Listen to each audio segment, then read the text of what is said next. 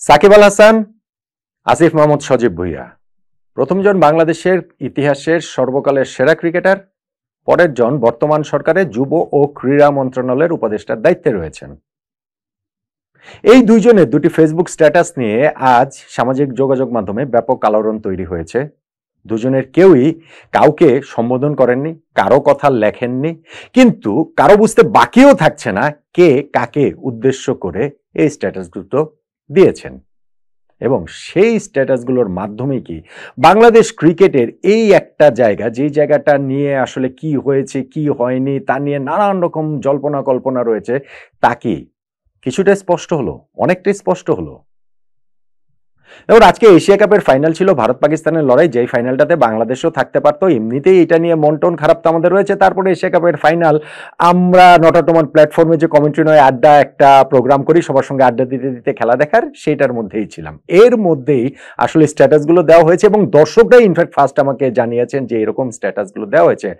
আমি আসলে এত অবাক হয়েছি যে সত্যি সত্যি কি এরকম কিছু ঘটেছে কিনা, এবং ওই আড্ডার মাঝখানে গিয়েই তাদের ফেসবুক প্রোফাইলে গিয়ে দেখলাম যে না, ঘটনা তো আসলে তাই।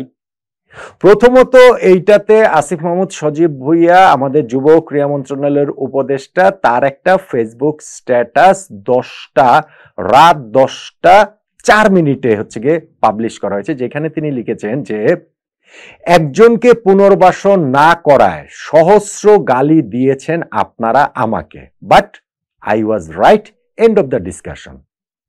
তিনি বলছেন যে কাউকে একজনকে পুনর্বাসন করেন নাই বলেই সবাই সহস্র মানে হাজার, সেটা হয়তো বা লাখও হতে পারে, কোটিও হতে পারে, সেই গালিটালি আর কি তাকে দিয়েছেন। কিন্তু উনি বলছেন যে তিনি আসলে সঠিকই ছিলেন, আর এটা নিয়ে আলোচনার কিছু নেই, এন্ড অফ দ্য ডিসকাশন। আমি জানি না এই স্ট্যাটাসটা উনি কি দিয়েছেন, কোনটার প্রেক্ষাপটে দিয়েছেন, যে ঠিক তার 1 ঘন্টা 12 মিনিট আগে রাত 9টা 52 মিনিটে 8টা 52 মিনিটে ইনফ্যাক্ট সাকিব আল হাসান তার ফেসবুক থেকে, তার পেজ থেকে একটা পোস্ট করেছেন। সেইটা সাবেক প্রধানমন্ত্রী শেখ হাসিনার সঙ্গে তার একটা ছবি দিয়ে, এবং সেখানে তিনি লিখেছেন শুভ জন্মদিন আপা।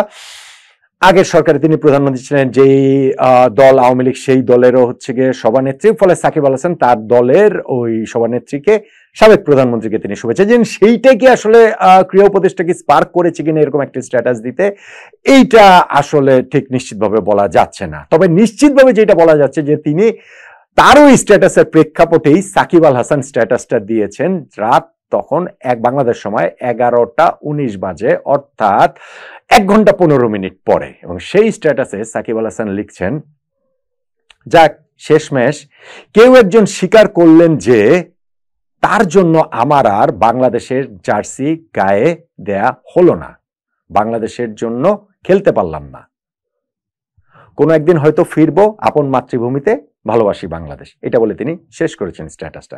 এখন সাকিব এই স্ট্যাটাসটা কার উদ্দেশ্যে বলেছেন, বা আসিফ মাহমুদ সজীব ভুঁইয়ার স্ট্যাটাসটাও কার উদ্দেশ্য ছিল, এটা দুয়ে দুয়ে যদি 4 মেলান আপনারা, তাহলে আসলে কি দেখতে পান? কোনো একজনকে পুনর্বাসন না করার কথাটা যে ক্রীড়া উপদেষ্টা বলেছেন, সেটা কি সাকিব আল হাসানের উদ্দেশ্যে না? টেকনিক্যালি স্পিকিং তিনি বলতে পারেন যে না, আমি তো সাকিবকে উদ্দেশ্য করে বলিনি, এরকম অনেকেই তো এটা বলতে পারেন। এখন এটা ধরেন যে এশিয়া কাপের কথা বলছি, তো হারিস রৌফ যে ওই প্লেন ক্র্যাশ করার যে জেস্চার করেছিলেন দর্শকদের সঙ্গে, তাকে যখন শুনানিতে দেখা হয়েছে তখন তিনি বলেছেন যে না, আপনারা এটা দিয়ে কি বুঝেছেন, আমি এটা দিয়ে কি বুঝিয়েছি। আসলে ওইটাতে যে ছিল যে ভারতের 6টা বিমান, ওই যে তাদের যুদ্ধ অবস্থা ছিল, সেখানটাতে ক্র্যাশ করেছে, 6-0 যে জেস্চার দিয়েছেন, হারিস রৌফ বলেছেন যে না, এটার সাথে তো এটা কোনো সম্পর্ক নাই।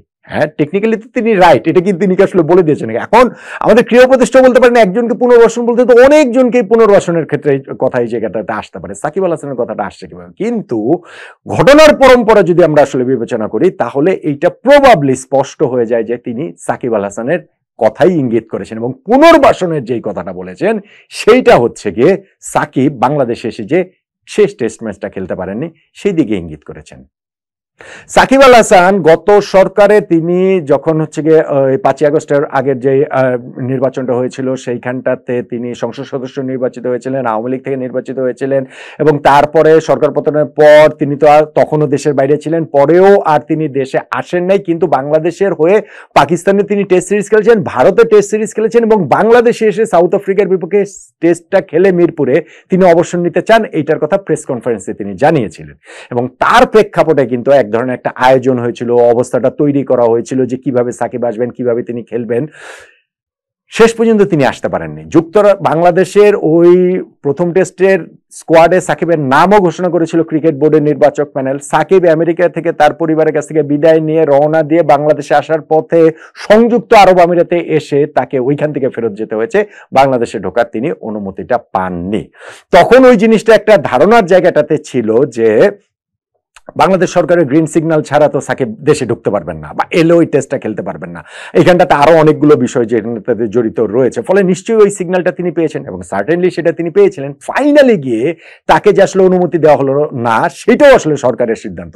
ক্রিকেট বোর্ডের এই জায়গায় খুব একটা কিছু করার নেই। যখন ক্রীড়া উপদেষ্টা বলেন যে একজনকে পুনর্বাসন না করায়, এই পুনর্বাসন না করায় মানে সাকিবকে এই যে ক্রিকেটে আবার নিয়ে আসার ক্ষেত্রে সেইটা যে তিনি করেননি, এইটা প্রবাবলি তিনি আসলে পরিষ্কার করেছেন যে তিনি এটা চাননি বা তিনি এই জিনিসটা করেননি।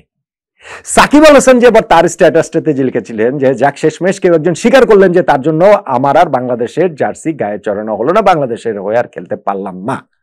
এইটাও আসলে ক্রীড়া উপদেষ্টাকে উদ্দেশ্য করে তিনি বলেছেন। না ওই ঘটনার হচ্ছে গিয়ে নাহলে হচ্ছে গিয়ে ক্রীড়া উপদেষ্টা স্ট্যাটাস দেওয়ার ঠিক 1 ঘন্টা 15 মিনিট পর সাকিব স্ট্যাটাস দিয়েছেন। সো সেইটা তো আসলে বোঝাই যায় যে তাকে উদ্দেশ্য করেই সাকিব এই জিনিসটা করেছেন, এই স্ট্যাটাসটা দিয়েছেন। দেখেন, এটার পক্ষে বিপক্ষে অনেক কিছু থাকতে পারে। সাকিবকে ওই সময় নিয়ে আসাটা কি রাইট ডিসিশন ছিল কিনা, বা নিয়ে আসার সিদ্ধান্ত যখন সরকার থেকে একটা গ্রিন সিগন্যাল দেওয়া হয়েছে, ফাইনালি গিয়ে সেটা আবার রেড সিগন্যালে কিভাবে রূপান্তরিত হয়। সাকিব নাকি হচ্ছে গিয়ে তার দেশের বাইরে রয়েছেন, দেশের বাইরে থাকাটাই সেটা যৌক্তিক, সরকার তাকে দেশে আনার এই জায়গাটাতে তারা করতে পারে না। আমি জানি না, ক্রীড়া উপদেষ্টার একটা ইন্টারভিউ আমি দেখছিলাম যে কোথায় যমুনা টিভিতে, সেইখানটাতে এই কালকে না পরশু এর মধ্যে আমি দেখছিলাম, তিনি বলছেন যে সাকিবের সঙ্গে তার ফোনে দু একবার কথাবার্তা হয়েছে, অনেক বিষয় নিয়ে কথাবার্তা হয়েছে, তবে স্পোর্টস নিয়ে এই জায়গাটাতে আলোচনা হয় না বা স্পোর্টস নিয়ে চাওয়ার কিছু ছিল না। এইটা আমার কাছে ঠিক বিশ্বাসযোগ্য মনে হয় না যে সাকিবের সঙ্গে অনেক বিষয় নিয়ে কথাবার্তা হয়েছে কিন্তু সাকিবের সঙ্গে স্পোর্টস নিয়ে বা স্পোর্টসের চাওয়া নিয়ে আসলে কোনো কথাবার্তার জায়গাটা হয় নাই। সাকিব কোনো গভর্নমেন্টের ওই পর্যায়ে থেকে সিগন্যাল না পেয়ে, কথাবার্তা না বলে তিনি নিজেই দেশে চলে আসতে চেয়েছিলেন টেস্ট খেলার জন্য, ওইটা ঠিক বিশ্বাসযোগ্য না। আর আজকে যখন ক্রীড়া উপদেষ্টা এরকম স্ট্যাটাস দেন, যদি তিনি সাকিবকে, আমি টেকনিক্যালি কারেক্ট থাকার জন্য বলছি, যদি তিনি সাকিবকে উদ্দেশ্য করে ওইটা দেন যে পুনর্বাসন না করায়, তো তাহলে তো এটা অ্যাবসলিউটলি তার সিদ্ধান্ত বা তার সরকারের সিদ্ধান্ত, এখনকার ওই সিদ্ধান্ত। এখন সাকিবের কোন সিদ্ধান্তটা ঠিক, কোনটা রাইট আর কোনটা রং, সাকিবকে দেশে আসাটা ঠিক, আনাটা ঠিক, শেষ খেলাটা দিয়ে বিদায় দেওয়াটা ঠিক, নাকি হচ্ছে গিয়ে না আসাটাই ঠিক হয়েছে, তারা যে ডিসিশনটা নিয়েছেন আসতে দিবেন না ফাইনালি সেটাই ঠিক হয়েছে, ওইগুলো অন্য ডিসকাশনের বিষয়। ওইগুলার ডিসকাশনটা আসলে স্পোর্টস ছাড়িয়ে ওইটা রাজনৈতিক অঙ্গনে চলে যায়।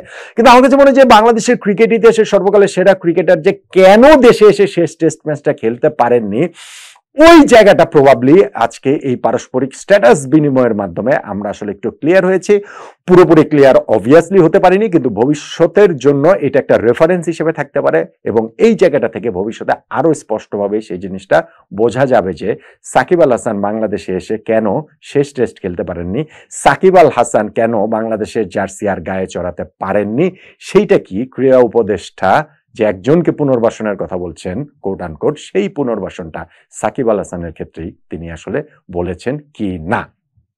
স্পোর্টিং পয়েন্ট অফ ভিউ থেকে সাকিবের এই যে বাংলাদেশে এসে অবসর নেওয়ার যে একটা তার ইচ্ছা প্রকাশ তিনি করেছিলেন, স্পোর্টিং পয়েন্ট অফ ভিউ থেকে, আমি এটাতে আর এর মধ্যে রাজনীতি বা ওই অন্য করে বড় করে আমি দেখছি না, আমি একদম স্পোর্টসের জায়গাটা থেকে যদি আমি বলি, তাহলে সাকিবের ওই লাস্ট যে বাংলাদেশে এসে খেলার টেস্ট খেলার যে ইচ্ছা পূরণটা কেন হয়নি, সেইটা বোধহয় আমরা এই সাকিব আল হাসানের স্ট্যাটাস এবং আসিফ মাহমুদের স্ট্যাটাসের মাধ্যমে কিছুটা হলেও বুঝতে পারলাম, নাকি অনেকটাই বুঝতে পেরেছি বলুন তো।